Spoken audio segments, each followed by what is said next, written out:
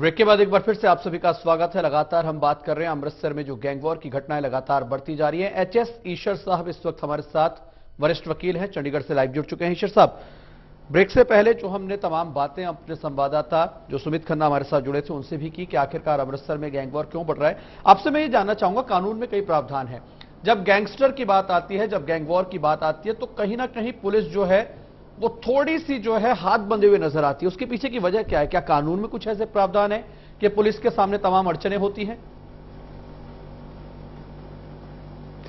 देखिए, कानून में ऐसा कोई प्रावधान नहीं है कि गैंगस्टर के साथ किसी तरह से नरमी से बरता जाए, लेकिन जो गैंगस्टर हैं इनको ऊपर जो राजनीतिक संरक्षण है वह मेन समस्या है। अभी अगर हम पिछले 10-15 सालों में देखेंगे तो गैंगस्टर पहले की तरह नहीं है कि गैंग जो होते थे किसी कबीले से, समुदाय से जुड़े होते थे और या अनपढ़ या कम पढ़े लिखे लोग होते थे। अभी गैंगस्टर जितने आ रहे हैं वो अच्छे परिवारों से, पढ़े लिखे परिवारों से आ रहे हैं और उनका जो रेत mafia, sand mafia, drug mafia, इससे जुड़े होने के कारण से उनको राजनीतिक नेता यूज करते हैं, संरक्षण देते हैं और बाद में जब वो उनसे बेकाबू हो जाते हैं तो इस तरह की वारदातें होती हैं। मुख्यतः संरक्षण जो है वो समस्या क्रिएट करता है। आपने जो तमाम बातें बताई, काफी अच्छे पॉइंट्स जो आपने यहां पर रखे कि पहले जो लोग होते थे, जो गैंग वॉर होता था, वो अनपढ़ लोग होते थे, लेकिन अब अच्छे घरों के लोग, पढ़े लिखे लड़के, क्या यह माना जाए कि तमाम जो अपने ऐशो आराम होते हैं उनको पूरा करने के लिए, जो तमाम महत्वाकांक्षाएं हैं उनको पूरा करने का उन लोगों को लगता है कि एक शॉर्टकट जरिया है और इसी के जरिए ये तमाम चीजें की जाएं? शायद यही वजह है कि गैंग वॉर की घटनाएं लगातार बढ़ रही हैं और अमृतसर जैसे शहर में।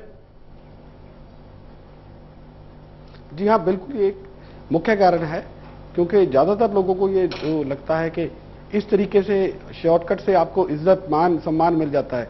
अब देखिए, रॉकी जो है जिसकी हत्या हुई है कुछ दिन पहले, वो सिर्फ 1200 वोटों से, महज 1200 वोटों से इलेक्शन हारा है।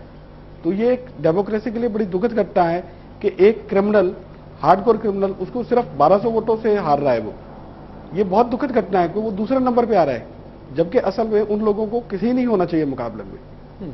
तो ये इससे नए लड़कों को एक सीख मिलती है कि अगर आप अच्छे काम करोगे तो आपको कोई नहीं पहचानेगा, गलत काम करोगे तो आप एकदम से टॉप पर आ जाओगे। गैंग वॉर और गैंगस्टर को लेकर कानून क्या कुछ कहता है? देखिए, जो गैंगस्टर्स हैं अभी हमारे जो पंजाब में खास तौर पर इस तरह से अभी कोई कानून ऐसा सच नहीं है कि गैंगस्टर होने पर उनको बंद किया जा सके। जैसे यूपी में कई जगह पर एनएसए लागू है, बिल्कुल, नेशनल सिक्योरिटी एक्ट में अगर किसी को गैंगस्टर डिक्लेयर कर दें तो उनको बंद किया जा सकता है। तो हमारे पंजाब में इस तरह का भी कोई कानून नहीं है। महाराष्ट्र में कानून है, गुजरात में कानून है, यूपी में कानून है। ईश्वर साहब, जब घटनाएं इतनी बढ़ रही हैं तो क्या सरकारों को नहीं चाहिए, क्या जो कानून बनाने वाले लोग हैं उनको नहीं चाहिए कि पंजाब में भी इस तरह के कानून बनाए जाएं, जब आपको पता है कि इतना गैंगस्टर और इतनी गैंग वॉर की घटनाएं बढ़ रही हैं? देखिए, समस्या कानून की कमी नहीं है, असल समस्या है राजनीतिक संरक्षण की। जब तक राजनीतिक संरक्षण खत्म नहीं होगा, आप जितने मर्जी कानून बना लीजिए, उनका कोई फायदा नहीं होगा। क्योंकि अल्टीमेटली जब पुलिस उन लोगों को अरेस्ट करती है तो उनको छुड़वाते कौन है? नेता लोग छुड़वाते हैं। अगर नेता छुड़वाना बंद कर देंगे तो निश्चित रूप से ये गैंगस्टर फल फूल नहीं पाएंगे।